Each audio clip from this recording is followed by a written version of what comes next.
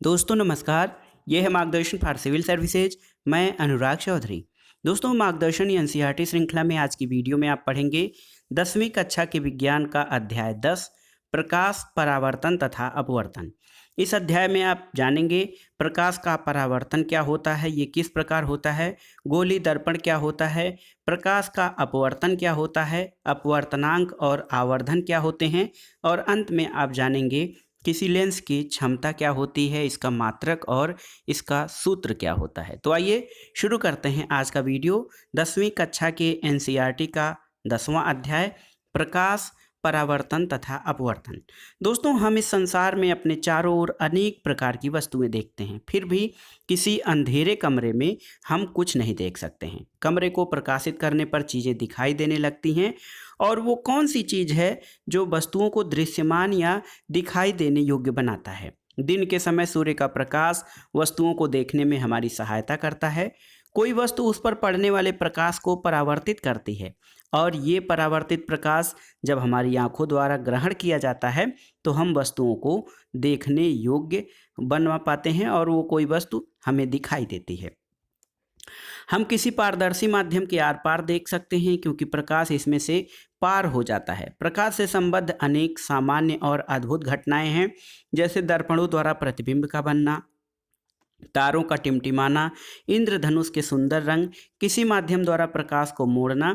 ये सब दोस्तों प्रकाश के परावर्तन के उदाहरण है।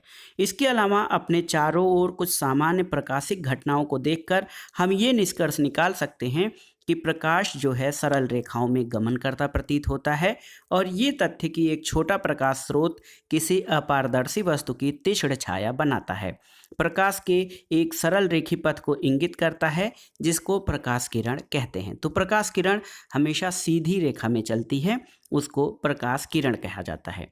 दोस्तों यदि प्रकाश के पथ में रखी अपारदर्शी वस्तु अत्यंत छोटी हो तो प्रकाश सरल रेखा में चलने की बजाय इसके किनारों पर मुड़ने की प्रवृत्ति दर्शाता है, और इस प्रभाव को प्रकाश का विवर्तन कहा जाता है। तब वह प्रकाशिकी जिसमें सरल रेखी व्यवहार के आधार पर किरणों का उपयोग करते हैं वो असफल होने लगती है। विवर्तन जैसी परिघटनाओं की व्याख्या के लिए प्रकाश को तरंग के रूप में माना जाता है, और इसको हम आगे पढ़ेंगे। 20वीं शताब्दी के प्रारंभ में ये स्पष्ट हो गया था, प्रकाश की द्रव्य के साथ अन्योन्य क्रिया के विवेचन में प्रकाश का तरंग सिद्धांत अपर्याप्त है, और प्रकाश प्रायः कणों के प्रवाह की भांति व्यवहार करता है। प्रकाश की सही प्रकृति के बारे में ये उलझन कुछ वर्षों तक चलती रही, जब तक कि प्रकाश का आधुनिक क्वांटम सिद्धांत हमारे सामने नहीं आया। इसमें प्रकाश को न तो तरंग माना गया है और न ही कण। प्रकाश के क्वांटम सिद्धांत ने प्रकाश के कण संबंधी गुणों और तरंग संबंधी प्रकृति के बीच सामंजस्य स्थापित किया है। तो प्रकाश के संबंध में जो नवीनतम सिद्धांत है वो है प्रकाश का आधुनिक क्वांटम सिद्धांत। दोस्तों आइए जानते हैं कि किस प्रकार से प्रकाश का परावर्तन होता है। देखिए, उच्च कोटि की पालिश किया हुआ पृष्ठ जैसे कि दर्पण, जिसको आप मिरर कहते हैं, अपने ऊपर पड़ने वाले अधिकांश प्रकाश को परावर्तित कर देता है। देखिए, परावर्तन के नियम होते हैं। पहला नियम यह है कि आपतन कोण परावर्तन कोण के बराबर होता है, और आपतित किरण दर्पण के आपतन बिंदु पर अभिलंब और परावर्तित किरण सभी एक ही तल में स्थित होते हैं। लेकिन परावर्तन के ये नियम गोली पृष्ठों सहित सभी प्रकार के परावर्तक पृष्ठों के लिए लागू होते हैं। जब आप समतल दर्पण द्वारा प्रतिबिंब बनाते हैं उसके बारे में आप जानते हैं। प्रतिबिंब की क्या विशेषताएं होती हैं? दोस्तों समतल दर्पण द्वारा जो प्रतिबिंब बनता है ये हमेशा आभासी बनता है और सीधा होता है। प्रतिबिंब का साइज या जो वस्तु के साइज के बराबर होता है। प्रतिबिंब दर्पण के पीछे उतनी ही दूरी पर बनता है जितनी दूरी पर कोई दर्पण के सामने बिंब या वस्तु रखी गई होती है, और इसके अतिरिक्त प्रतिबिंब जो है पार्श्व परिवर्तित होता है। यदि परावर्तक पृष्ठ वक्रित हो तो प्रतिबिंब कैसे बनेंगे इसके बारे में आज हम जानेंगे। चमकदार चम्मच का वक्रित पृष्ठ एक वक्रित दर्पण की तरह माना जा सकता है, और सबसे अधिक उपयोग में लाए जाने वाले सामान्यतः वक्रित दर्पण का प्रारूप गोली दर्पण होता है। इस प्रकार के जो दर्पण होते हैं परावर्तक पृष्ठ किसी गोले के पृष्ठ का एक भाग माना जा सकता है, और ऐसे दर्पण जिसका परावर्तक पृष्ठ गोली है गोली दर्पण कहलाते हैं। आइए आगे चित्र में देखते हैं गोली दर्पण किस प्रकार से होते हैं। तो यहाँ पर देखिए गोली दर्पण, यहाँ पे अवतल दर्पण है जिसके बाहर का हिस्सा कलई किया हुआ या पॉलिश किया होता है। तो ये दोस्तों ये अवतल दर्पण है और ये देखिए उत्तल दर्पण का उदाहरण है। तो देखिए किस तरह से गोली दर्पण क्या होता है। गोली दर्पण का परावर्तक पृष्ठ अंदर की ओर तथा बाहर की ओर वक्रित हो सकता है। गोली दर्पण जिसका परावर्तक पृष्ठ अंदर की ओर यानी गोले के केंद्र की ओर होता है उसे अवतल दर्पण कहा जाता है और वह गोली दर्पण जिसका परावर्तक पृष्ठ बाहर की ओर होता है उसे उत्तल दर्पण कहा जा सकता है। यहाँ पर देखिए परावर्तक पृष्ठ जो है केंद्र की ओर उसको अवतल दर्पण कहा जाता है और जिसका बाहर की ओर होता है ये दोस्तों उत्तल दर्पण कहा जाता है। दोस्तों गोली दर्पणों के बारे में और अधिक जानकारी प्राप्त करने के लिए कुछ चीज़ें जान लेते हैं। दोस्तों ध्रुव क्या है, ध्रुव या पोल। तो गोली दर्पण के परावर्तक पृष्ठ के केंद्र को दर्पण का ध्रुव कहते हैं और ये दर्पण के पृष्ठ पर स्थित होता है।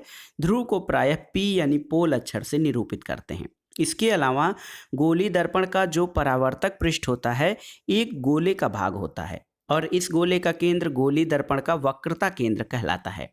ये अक्षर सी यानी कर्व से निरूपित किया जाता है। वक्रता केंद्र दर्पण का भाग नहीं होता है, ये परावर्तक पृष्ठ के बाहर स्थित होता है। अवतल दर्पण का वक्रता केंद्र परावर्तक पृष्ठ के सामने स्थित होता है और उत्तल दर्पण में ये दर्पण के परावर्तक पृष्ठ के पीछे होता है। देखिए जो कोई गोली दर्पण का परावर्तक पृष्ठ जिस गोले का भाग होता है उसकी त्रिज्या दर्पण की वक्रता त्रिज्या कहलाती है। इसको आर से निरूपित किया जाता है। दोस्तों देखिए एक और होता है गोली दर्पण के ध्रुव और वक्रता त्रिज्या से गुजरने वाली जो सीधी रेखा की कल्पना हम करते हैं उसको मेन एक्सिस या मुख्य अक्ष कहते हैं किसी गोली दर्पण का। दोस्तों यहाँ पर देखिए कागज अगर जो हम एक प्रयोग करें सूर्य की ओर या दर्पण द्वारा परावर्तित सूर्य के प्रकाश को सीधा मत देखिए, आंखों को नुकसान पहुंचाता है। आप एक कागज लेंगे जब गोली दर्पण के आधार पर तो धुआं उठने लगता है जब कागज सुलगना प्रारंभ करता है, ये आग भी पकड़ लेता है। ये क्यों जलता है? दोस्तों सूर्य से आने वाला प्रकाश दर्पण के द्वारा एक तीक्ष्ण चमकदार बिंदु के रूप में जब अभिकेंद्रित होता है तो वास्तव में कागज की शीट पर प्रकाश का ये बिंदु सूर्य का प्रतिबिंब होता है। ये बिंदु अवतल दर्पण का फोकस होता है और सूर्य के प्रकाश के संकेंद्रण से उत्पन्न ऊष्मा के कारण कागज जलने लगता है। दर्पण की इस स्थिति से प्रतिबिंब की दूरी दर्पण की फोकस दूरी का सन्निकट मान होता है। यहाँ पर देखिए किस तरह से यहाँ पर अवतल दर्पण पर मुख्य अक्ष के समानांतर कुछ किरणें जब गिराई जाती हैं तो क्या होता है। अवतल दर्पण का मुख्य फोकस एक बिंदु कहलाता है जहाँ पे फिर पुनः परावर्तित होकर वो जो है किरणें आके गिरती हैं। मुख्य फोकस को एफ द्वारा निरूपित किया जाता है और गोली दर्पण के ध्रुव और मुख्य फोकस के बीच की दूरी को फोकस दूरी कहा जाता है। फोकस दूरी को आप जानते हैं स्मॉल एफ से निरूपित किया जाता है। दोस्तों गोली दर्पण का परावर्तक पृष्ठ अधिकांशतः गोली ही होता है और इस पृष्ठ की वृत्ताकार सीमा होती है। गोली दर्पण के परावर्तक पृष्ठ की इस वृत्ताकार सीमा रेखा का व्यास दर्पण का द्वारक या एपर्चर कहा जाता है और इस दूरी को एमएन द्वारक से निरूपित करते हैं। दोस्तों देखिए क्या गोली दर्पण की वक्रता त्रिज्या आर और फोकस दूरी के बीच कोई संबंध होता है? तो बिल्कुल होता है। देखिए R is equal to 2F ये दर्शाता है कि किसी गोली दर्पण का मुख्य फोकस उसके ध्रुव और वक्रता केंद्र को मिलाने वाली रेखा का मुख्य बिंदु होता है। गोली दर्पणों द्वारा जो प्रतिबिंब बनते हैं उनके बारे में आइए जानते हैं। समतल दर्पणों द्वारा जो प्रतिबिंब बनता है उसके बारे में आप जानते हैं। गोली दर्पण द्वारा जो प्रतिबिंब बनते हैं उनका स्वरूप कैसा होता है या उनकी प्रकृति क्या होती है उसके बारे में जानते हैं। तो देखिए यहाँ पर कुछ उदाहरण देने हैं। यहाँ पर देखिए किसी अवतल दर्पण द्वारा बिंब की स्थितियों से बने प्रतिबिंब। जब बिंब की स्थिति अनंत पे होती है तो प्रतिबिंब की स्थिति मुख्य फोकस पर, और प्रतिबिंब का साइज अत्यधिक छोटा और बिंदु साइज होता है। वास्तविक और उल्टा प्रतिबिंब बनता है। सी से परे यानी वक्रता त्रिज्या से परे जब होता है तो फोकस दूरी और सी के बीच में बनता है, प्रतिबिंब छोटा बनता है, वास्तविक और उल्टा बनता है। इसी प्रकार जब सी पर होता है तो प्रतिबिंब की स्थिति भी सी पर होती है, साइज समान होता है, वास्तविक और उल्टा बनता है।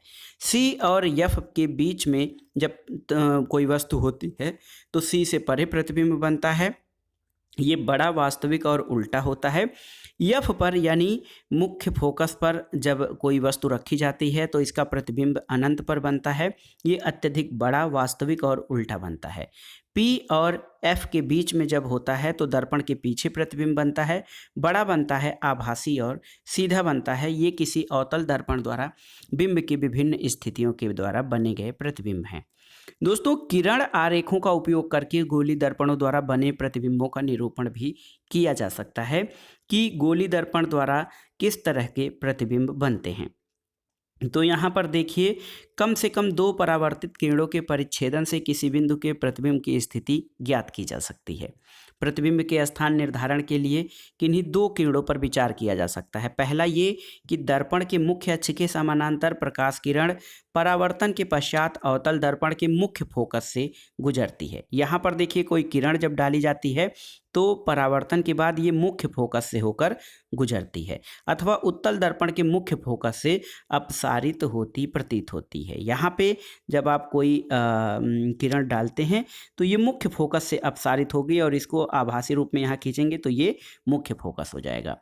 इसके अलावा अवतल दर्पण के मुख्य फोकस से गुजरने वाली किरण अथवा उत्तल दर्पण के मुख्य फोकस की ओर निर्देशित किरण परावर्तन के बाद मुख्य अक्ष के समानांतर निकलती है, ये भी है। और तीसरी बात ये है कि अवतल दर्पण के वक्रता केंद्र से गुजरने वाली किरण अथवा उत्तल दर्पण के वक्रता केंद्र की ओर निर्देशित किरण परावर्तन के बाद उसी पथ के अनुदिश वापस परावर्तित हो जाती है। चौथी बात यह है कि अवतल दर्पण अथवा उत्तल दर्पण के बिंदु P, जिसको कि दर्पण का ध्रुव कहा जाता है, ये है आपका बिंदु P।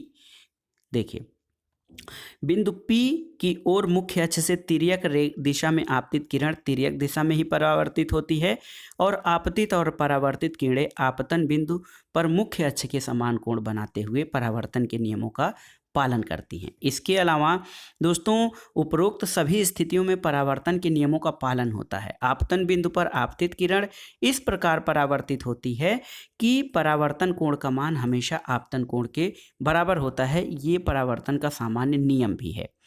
अब आइए देखते हैं अवतल दर्पण द्वारा जो प्रतिबिंब बनता है उसमें क्या स्थिति होती है। तो अवतल दर्पण पर बना प्रतिबिंब जो है उसको यहाँ पर किस तरह से चार्ट के माध्यम से दर्शाया गया है, यहाँ पर आप देख सकते हैं। अवतल दर्पणों के उपयोग क्या होते हैं उनके बारे में जानिए। दोस्तों, अवतल दर्पण का उपयोग टार्च, सर्च लाइट और वाहन के आगे भाग यानी हेडलाइट बनाने में प्रकाश का शक्तिशाली समानांतर किरण पुंज प्राप्त करने के लिए किया जाता है। इन्हें प्रायः चेहरे का बड़ा प्रतिबिंब देखने के लिए शेविंग दर्पण के रूप में उपयोग किया जाता है। और जो दंत विशेषज्ञ या डेंटिस्ट होते हैं वो अवतल दर्पणों का उपयोग मरीजों के दांतों का बड़ा प्रतिबिंब देखने के लिए करते हैं। और सौर भट्ठियों में सूर्य के प्रकाश को केंद्रित करने के लिए बड़े अवतल दर्पणों का प्रयोग किया जाता है। अब अवतल दर्पण के बाद आइए देखते हैं उत्तल दर्पण द्वारा जो प्रतिबिंब बनता है वो किस प्रकार का होता है। दोस्तों, उत्तल दर्पण द्वारा प्रतिबिंब बनने के बारे में यहाँ पर देखिए। उत्तल दर्पण द्वारा जो प्रतिबिंब बनता है वहाँ पर पहली स्थिति अनंत पे, तो अनंत पे कोई इस वस्तु होती है और दूसरी स्थिति में बिंब दर्पण से एक निश्चित दूरी पे है। तो बिंब की इन 2 स्थितियों के लिए उत्तल दर्पण द्वारा बनाए गए प्रतिबिंबों के किरण आरेख यहाँ पर आप देख सकते हैं। देखिए, यहाँ पर जब कोई वस्तु अनंत पे रखी होती है तो उसके प्रतिबिंब की स्थिति फोकस पर दर्पण के पीछे बनती है और प्रतिबिंब का साइज अधिक छोटा और बिंदु के साइज का बनता है। ये आभासी और सीधा होता है। अनंत और दर्पण के ध्रुव के बीच जब कोई वस्तु रहती है तो उसका प्रतिबिंब P और F के बीच दर्पण के पीछे बनता है। प्रतिबिंब का साइज छोटा होता है और आभासी तथा सीधा होता है। दोस्तों, आपको बताना है कि कौन सा ऐसा दर्पण होता है जो किसी वस्तु का प्रतिबिंब पूरा पूरा बनाएगा। छोटे से उत्तल दर्पण में किसी ऊंचे भवन, पेड़ का पूर्ण लंबाई का प्रतिबिंब देख सकते हैं। आगरा किले में एक दीवार में ऐसा ही एक दर्पण ताजमहल की ओर लगा हुआ है। यदि आप कभी आगरा किला देखने जाएं तो दीवार में लगे इस दर्पण में ताजमहल के पूरे प्रतिबिंब को देखने का प्रयास करें। मकबरे को स्पष्टतः देखने के लिए आपको दीवार से सटी हुई छत पर उचित स्थान पर खड़ा होना पड़ेगा। आइए जानते हैं उत्तल दर्पण के उपयोग क्या होते हैं। दोस्तों, उत्तल दर्पणों का उपयोग सामान्यतः वाहनों में पश्च दृश्य या विंग दर्पणों के रूप में किया जाता है। साइड मिरर, ये दर्पण वाहन के साइड में लगे होते हैं। इनमें ड्राइवर अपने पीछे के वाहनों को देख सकते हैं जिससे कि वो सुरक्षित रूप से वाहन चला सकें। उत्तल दर्पणों को इसलिए भी प्राथमिकता देते हैं क्योंकि ये हमेशा सीधा प्रतिबिंब बनाते हैं। ये प्रतिबिंब छोटा होता है, इनकी दृष्टि क्षेत्र बहुत अधिक है क्योंकि ये बाहर की ओर वक्रित होते हैं और समतल दर्पण की तुलना में उत्तल दर्पण ड्राइवर को अपने पीछे के बहुत बड़े क्षेत्र को देखने में समर्थ बनाते हैं। तो उत्तल दर्पण का उपयोग विशेषकर साइड मिरर में किया जाता है। आइए देखते हैं गोलीय दर्पणों द्वारा परावर्तन के लिए चिन्ह परिपाटी क्या होती है। दोस्तों, ये पूरी तरह से जो है विज्ञान का विषय है। इसके लिए हम हल्के में समझेंगे कि प्रकाश के परावर्तन पर विचार करते समय निश्चित चिन्ह लगाए जाते हैं। दर्पण के ध्रुव को कैपिटल P से दर्शाया जाता है। अक्ष को X, अक्ष को बड़े को एक्स लिखा जाता है और बिंब सदैव दर्पण के बाईं ओर रखा जाता है। इसका अर्थ है दर्पण पर बिंब में प्रकाश बाईं ओर से आपतित हो रहा है। मुख्य अक्ष के समानांतर सभी दूरियां दर्पण के ध्रुव से मापी जाती हैं और मूल बिंदु के दाईं ओर यानी x प्लस x अक्ष के अनुदिश मापी गई दूरियां धनात्मक मानी जाती हैं। मूल बिंदु के बाईं ओर मापी गई दूरियां ऋणात्मक होती हैं। यहाँ पर देखिए, इसके अलावा मुख्य अक्ष के लंबवत और ऊपर की ओर प्लस y अक्ष के अनुदिश मापी गई दूरियां धनात्मक होती हैं और नीचे की ओर जो दूरियां होती हैं वो ऋणात्मक होती हैं। तो दर्पण सूत्र और आवर्धन। दोस्तों, गोलीय दर्पण में इसके ध्रुव से बिंब की दूरी बिंब दूरी या स्मॉल u कहलाती है। दर्पण के ध्रुव से प्रतिबिंब की दूरी v कहलाती है। दोस्तों, इसके अलावा आपको पहले ज्ञात है कि ध्रुव से मुख्य फोकस दूरी स्मॉल f कहलाती है और इन तीनों राशियों के बीच एक संबंध होता है 1/v + 1/u = 1/f। ये एक सूत्र होता है। आवर्धन किसे कहते हैं? दोस्तों, गोलीय दर्पण द्वारा उत्पन्न आवर्धन वह आपेक्षिक विस्तार है जिससे ज्ञात होता है कि कोई प्रतिबिंब बिंब की अपेक्षा कितना गुना आवर्धित है या बढ़ाया गया है। इसे प्रतिबिंब को ऊंचाई और बिंब की ऊंचाई के अनुपात में व्यक्त किया जाता है। यदि h बिंब की ऊंचाई हो और h डैश प्रतिबिंब की ऊंचाई हो तो गोलीय दर्पण का जो आवर्धन होता है स्मॉल m, ये दोस्तों प्रतिबिंब की ऊंचाई और बिंब की ऊंचाई का अनुपात होता है। तो इसको इस प्रकार से व्यक्त कर सकते हैं। दोस्तों, बिंब की ऊंचाई धनात्मक ली जाती है क्योंकि बिंब हमेशा मुख्य अक्ष के ऊपर रखा जाता है। आभासी प्रतिबिंबों के लिए बिंब की ऊंचाई धनात्मक लेनी चाहिए, वास्तविक प्रतिबिंबों के लिए इसे ऋणात्मक लेना चाहिए और आवर्धन के मान में ऋणात्मक चिन्ह ज्ञात होता है कि प्रतिबिंब वास्तविक है। आवर्धन के मान में धनात्मक चिन्ह ये बताता है कि प्रतिबिंब आभासी है। यहाँ पर एक जो है वो न्यूमेरिकल क्वेश्चन दिया गया है, उसको हम सॉल्व नहीं कर रहे हैं, आप अलग से इसको देख सकते हैं। परावर्तन के बाद आइए जानते हैं प्रकाश का अपवर्तन। दोस्तों, किसी पारदर्शी माध्यम में प्रकाश सरल रेखा में गति करता प्रतीत होता है। जब प्रकाश एक पारदर्शी माध्यम से दूसरे में प्रवेश करता है तो क्या होता है? क्या अब भी ये सरल रेखा में चलता है या अपनी दिशा बदल देता है? दोस्तों, हम अपने दिन प्रतिदिन के अनुभवों को दोहराएंगे। आप देखे होंगे कि पानी से भरे किसी टैंक अथवा ताल या पोखर की तली उठी हुई प्रतीत होती है। जब कोई मोटा कांच का स्लैब या सिल्ली किसी मुद्रित सामग्री पर रखा जाता है तो कांच के स्लैब के ऊपर से देखने पर अक्षर उठे हुए प्रतीत होते हैं। ऐसा क्यों होता है? दोस्तों, क्या आपने कांच के बर्तन में रखे पानी में किसी पेंसिल को आंशिक रूप से डूबे देखा है? ये वायु और पानी के अंतर पृष्ठ पर टेढ़ी प्रतीत होगी। और आपने देखा होगा कि पानी से भरे किसी कांच के बर्तन में रखे नींबू साइड से देखने पर वास्तविक साइज से बड़े दिखाई देते हैं। तो आंशिक रूप से डूबी पेंसिल के मुड़े होने की घटना क्यों होती है? तो देखिए क्या होता है कि पेंसिल से पानी के बाहर के भाग की तुलना में भिन्न दिशा से आता हुआ प्रतीत होता है और पेंसिल मुड़ी हुई प्रतीत होती है। यदि पानी के स्थान पर हम कोई अन्य द्रव केरोसिन या तारपीन का तेल प्रयोग करें तो स्थिति ये होगी कि कांच के स्लैब को पारदर्शी प्लास्टिक के स्लैब से जब प्रतिस्थापित कर देते हैं तब भी क्या अक्षर उसी ऊंचाई तक उठे प्रतीत होंगे। आप देखेंगे कि अलग अलग माध्यम या मीडियम के लिए ये प्रभाव अलग अलग जो है असर करते हैं। जब ऐसा इसलिए होता है कि जब प्रकाश एक माध्यम से दूसरे माध्यम में तिरछा होकर जाता है तो दूसरे माध्यम में इसके संचरण की दिशा परिवर्तित हो जाती है। दोस्तों यहाँ पर देखिए कटोरे में पानी डालने पर सिक्का फिर से दिखाई देने लगता है। प्रकाश के अपवर्तन के कारण सिक्का अपनी वास्तविक स्थिति से थोड़ा उठा हुआ दिखाई देता है। कांच के आयताकार स्लैब से अपवर्तन किस प्रकार से होता है, इसके लिए आपको एक प्रयोग करना पड़ेगा। यहाँ पर देखिए कि प्रकाश किरण अपनी दिशा बिंदु O और O डैश पर परिवर्तित कर देती है। जब यहाँ पर देखिए कि पहले तो किरण ऐसे जा रही थी, जाना चाहिए था इस बिंदु पर, लेकिन वो ऐसे चलने लगती है। ऐसा इसलिए है क्योंकि दोनों पारदर्शी माध्यम भले ही हैं, दोनों के घनत्व में अंतर होता है। देखिए जब प्रकाश की किरण विरल माध्यम से सघन माध्यम में यानी वायु से कांच में प्रवेश करती है तो इसमें प्रकाश का अपवर्तन होता है। देखिए ऐसा इसलिए होता है कि जो माध्यम है प्रकाश के किरणों के चलने के माध्यम हैं वो बदल जाते हैं। दोस्तों प्रकाश के अपवर्तन से परिचित हैं। अपवर्तन प्रकाश के एक पारदर्शी माध्यम से दूसरे माध्यम में प्रवेश करने पर प्रकाश की चाल में परिवर्तन होने के कारण ऐसा होता है। प्रकाश के अपवर्तन कुछ नियमों पे संचालित होते हैं। देखिए आपतित किरण यानी जो किरण डाली जाती है, अपवर्तित किरण और दोनों माध्यमों को पृथक करने वाले पृष्ठ के आपतन बिंदु पर अभिलंब सभी एक तल में होते हैं और प्रकाश के किसी निश्चित रंग और निश्चित माध्यमों के युग्म के लिए आपतन कोण की साइन और अपवर्जन कोण की साइन का अनुपात स्थिर होता है। इस नियम को स्नेल का अपवर्तन नियम कहते हैं। दोस्तों यदि आपतन कोण I और R अपवर्तन कोण हो तो इसे sine I by sine R से निर्देशित किया जाता है। इसका मान एक स्थिरांक होता है और इसका स्थिरांक का मान दूसरे मान का पहले माध्यम के सापेक्ष अपवर्तनांक कहते हैं। अपवर्तनांक के बारे में थोड़ा सा और जानते हैं दोस्तों कि जब प्रकाश की किरण तिरछी जाती है तो एक पारदर्शी माध्यम से दूसरे माध्यम में प्रवेश करती है।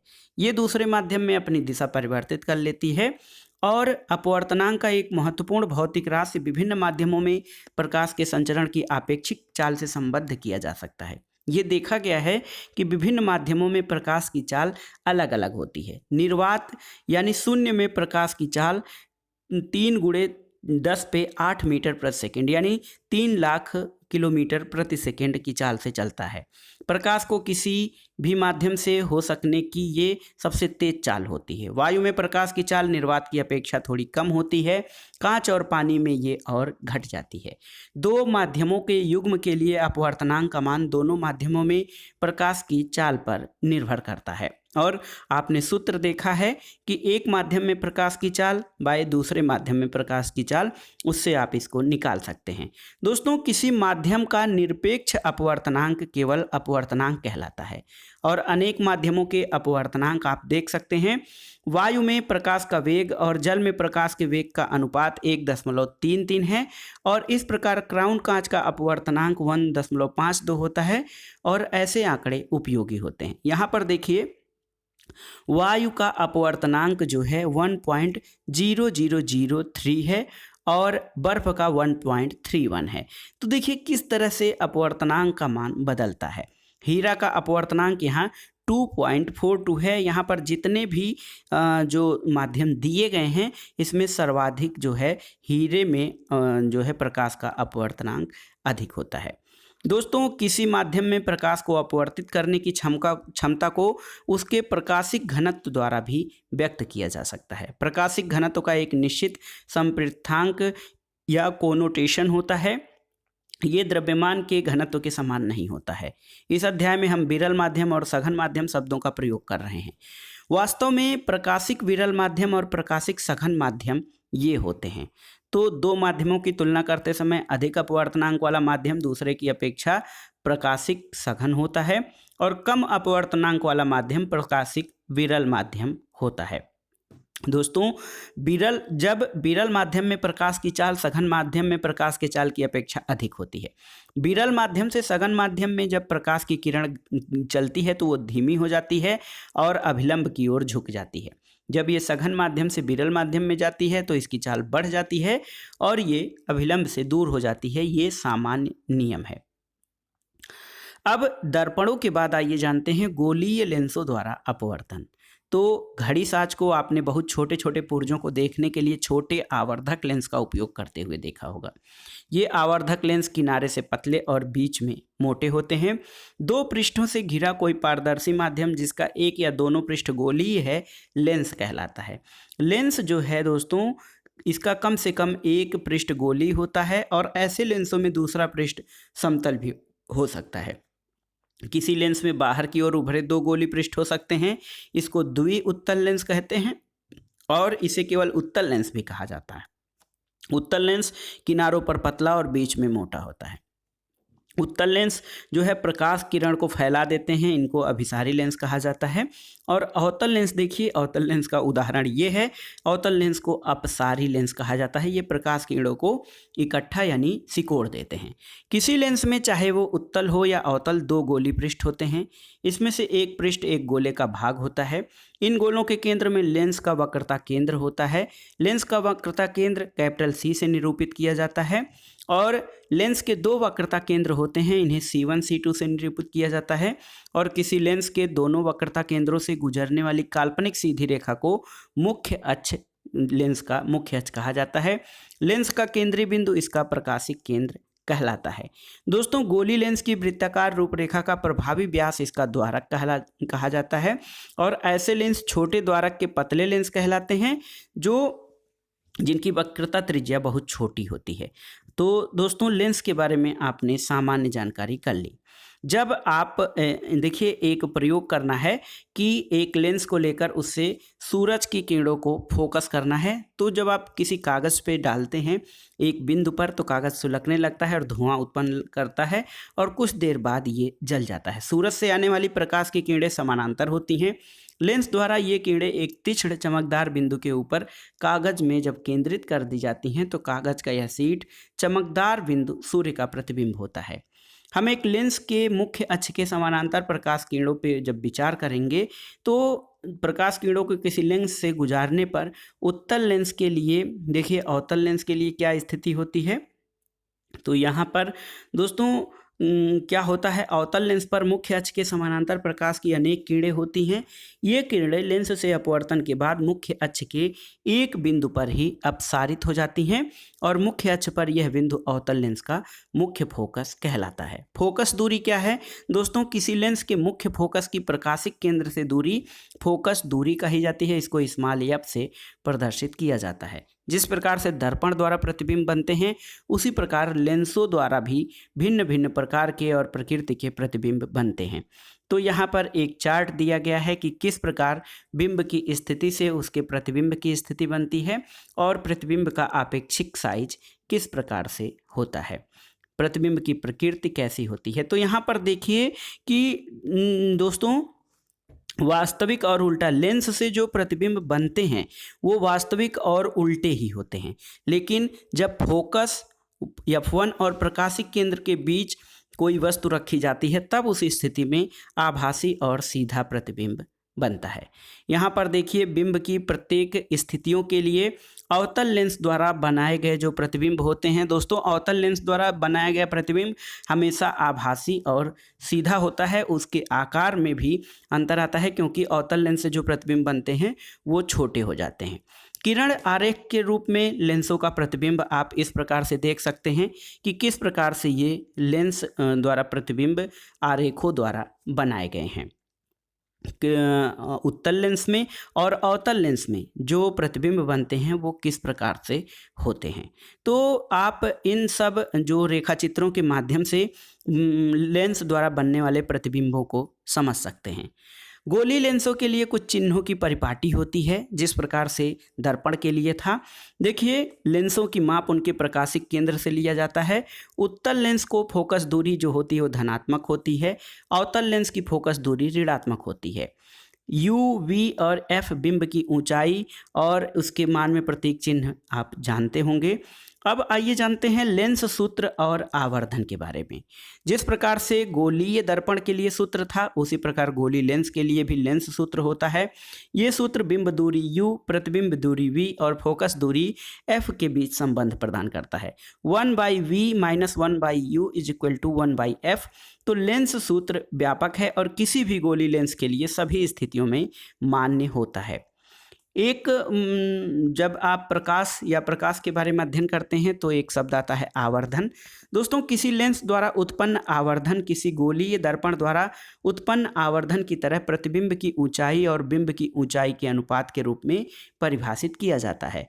आवर्धन को स्मॉल अक्षर m से निरूपित किया जाता है।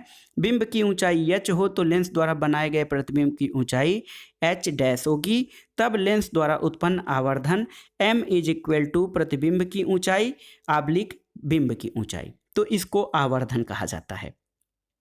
दोस्तों, आवर्धन के लिए जब आप सामान्य रूप से फार्मूले पे देखेंगे, m और h' जो होते हैं ऋणात्मक चिन्ह, ये दर्शाते हैं कि प्रतिबिंब उल्टा और वास्तविक है, मुख्य अक्ष के नीचे बनता है। और इसी प्रकार एक वास्तविक उल्टा 4 सेंटीमीटर लंबा प्रतिबिंब लेंस के दाईं ओर से 30 सेंटीमीटर दूरी पे बनता है, तो ये प्रतिबिंब दोगुना विवर्धित होता है।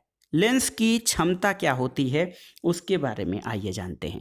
दोस्तों, लेंस जो होता है, लेंस का प्रकाश किरणों से अभिसरित और अपसरित करने की क्षमता उसकी फोकस दूरी पर निर्भर करती है।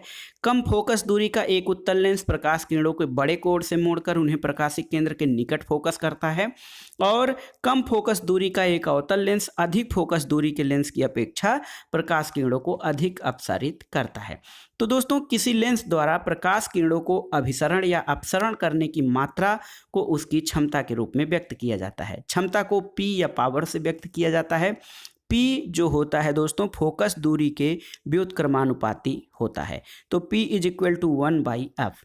दोस्तों, लेंस की क्षमता जो होता है उसका SI मात्रक डायोप्टर होता है, इसे कैपिटल D से निरूपित किया जाता है। यदि स्मॉल f को मीटर में व्यक्त करें तो क्षमता को डायोप्टर में व्यक्त किया जाता है। एक डायोप्टर उस लेंस की क्षमता होती है जिसकी फोकस दूरी 1 मीटर होती है। आप जान सकते हैं उत्तल लेंस की क्षमता धनात्मक और अवतल लेंस की क्षमता ऋणात्मक होती है। दोस्तों, चश्मा बनाने वाले जब लेंस निर्माण करते हैं तो उनकी क्षमता का उल्लेख करते हैं, और यदि किसी निर्धारित लेंस की क्षमता +2 डायोप्टर है, इसका अर्थ है निर्धारित लेंस उत्तल है, उसकी फोकस दूरी 0.5 मीटर है, और इस प्रकार -2.5 डायोप्टर क्षमता के लेंस की फोकस दूरी -40 मीटर होती है, और ये अवतल लेंस होता है। तो ये था दोस्तों, चश्मा बनाने वालों के लिए लेंस की फोकस दूरी के स्थान पर क्षमताओं का उपयोग करना काफ़ी सुविधाजनक है। आंखें टेस्ट करते समय चश्मा बनाने वाला ज्ञात क्षमता वाले संशोधित लेंसों के अनेक अलग अलग संयोजन को संपर्क में रखता है और चश्मा टेस्ट करने वाले के अंदर फ्रेम में रखता है, और जैसे हमारी आंखें किसी वस्तु को स्पष्ट देखने लगती हैं तो उस क्षमता के लेंस को वो हमारे आँखों के चश्मे बनाने में प्रयुक्त करता है। इस अध्याय में यानी प्रकाश के परावर्तन और अपवर्तन वाले अध्याय से आपने क्या सीखा, आइए संक्षेप में जान लेते हैं। प्रकाश सरल रेखाओं में गमन करता प्रतीत होता है। दर्पण और लेंस वस्तुओं के प्रतिबिंब बनाते हैं। बिंब की स्थिति उसके अनुसार प्रतिबिंब वास्तविक अथवा आभासी होता है। सभी प्रकार के परावर्ती दर्पण परावर्तन के नियमों का पालन करते हैं। अपवर्ती पृष्ठ अपवर्तन के नियमों का पालन करते हैं। गोलीय दर्पण और लेंसों के लिए नई कार्तीय चिन्ह परिपाटी अपनाई जाती है। दर्पण सूत्र 1/V + 1/U = 1/F होता है। किसी गोली दर्पण की फोकस दूरी उसकी वक्रता त्रिज्या की आधी होती है। किसी गोली दर्पण द्वारा उत्पन्न आवर्धन प्रतिबिंब की ऊंचाई और बिंब की ऊंचाई का अनुपात होता है। सघन माध्यम से विरल माध्यम में तिरछी गमन करने वाली कोई प्रकाश किरण अभिलंब से परे झुकती है। विरल माध्यम से सघन माध्यम में प्रकाश माध्यम अभिलंब की ओर झुकती है। निर्वात में प्रकाश की चाल 3 × 10⁸ मीटर प्रति सेकेंड जो है इसकी स्पीड होती है अधिक चाल, और विभिन्न माध्यमों में प्रकाश की चाल अलग अलग होती है। किसी पारदर्शी माध्यम का अपवर्तनांक प्रकाश की निर्वात में चाल और प्रकाश की माध्यम में चाल का अनुपात होता है।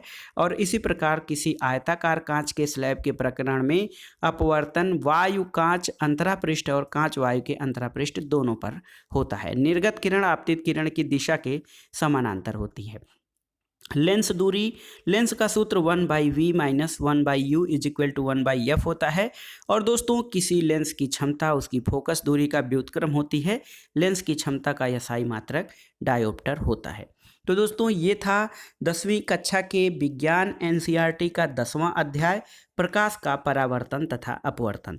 इस अध्याय के अध्ययन से आप प्रकाश के बारे में बहुत आसानी से समझ सकते हैं कि गोलीय पृष्ठ या गोलीय दर्पण और उत्तल तथा अवतल लेंस में प्रकाश का परावर्तन और अपवर्तन कैसे होता है और गोलीय दर्पण तथा उत्तल और अवतल लेंस से बनने वाले प्रतिबिंबों का आकार, उनकी प्रकृति किस प्रकार से होती है।